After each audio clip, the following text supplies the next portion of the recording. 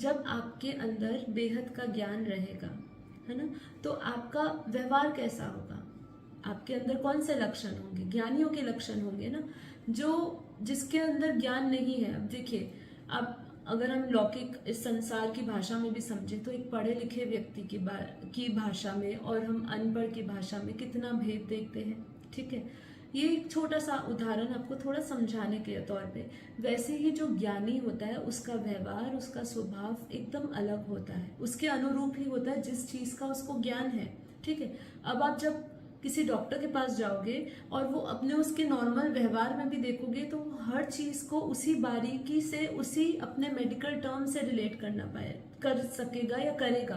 क्यों? उसका व्यवहार में ही वो आ गया है जिसका वो ज्ञान रखता है। ऐसे जो तत्वज्ञ है, जो तत्व का ज्ञान रखते हैं, उनके अंदर उनका व्यवहार जो है उसके अनुरूप ही हो जाता है। एवं जिसके चित्त की संपूर्ण वासनाओं का अभाव हो चुका है वह ज्ञानी कहलाता है।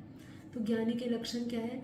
जिसके चित्त के अंदर समस्त दूसरी चीजों का जो व्यवहार है, केवल तत्व ज्ञान, तत्वज्ञ जो है, जिसके अंदर तत्व ज्ञान है, केवल उसी का व्यवहार उसके अंदर है, बाकी सभी वासनाओं का उसके अंदर अभाव हो चुका है, वह ज्ञानी है। ठीक है, आगे, जो परमात्मा लाभ से संतुष्ट हो, स्वाभाविक रूप से परम शांत है। जो परमात्मा लाभ से संतुष्ट है, जिसको परमात्मा का लाभ कब होगा आपको? जब आप अपना चित्त को, अपने मन को परमात्मा में लगाओगे तो आपको परमात्मा का लाभ प्राप्त होगा ना। परमात्मा से क्या लाभ प्राप्त होगा? परमात्मा आपको क्या देगा? परमात्मा आपको शक्ति देगा, ज्ञान देगा, प्रकाश देगा, जिससे आप जीवन मुक्त बन सको, है ना। तो जब आप परमात्मा लाभ से संतुष्ट हो जाओगे तो स्वाभाविक रूप से परम शांत हो जाओगे।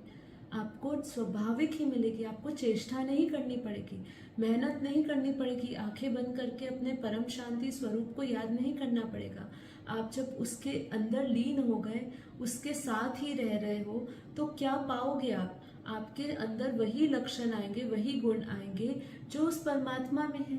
जब हम कहते हैं कि वो परम पिता परमात्मा सत्य चित आनंद है, तो उसके अंदर जो आनंद है, जो सत्य का गुण है, वही हमारे अंदर आएगा, है ना। तो सत्य चित आनंद हम भी बन जाएंगे और हम स्वाभाविक ही परम शांत को प्राप्त होंगे, वही हमारा स्वरूप बन जाएगा।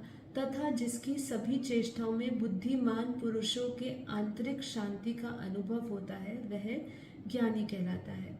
जो बोध मोक्ष का कारण है, जो बोध मोक्ष का कारण है, जिसके अंदर मोक्ष का कारण बना हुआ है, जो पुनर्जन्म में कभी नहीं आता, उसी का नाम ज्ञान है। तो ज्ञान क्या करता है? वो आपको पुनर्जन्म में नहीं आने देता। ठीक है,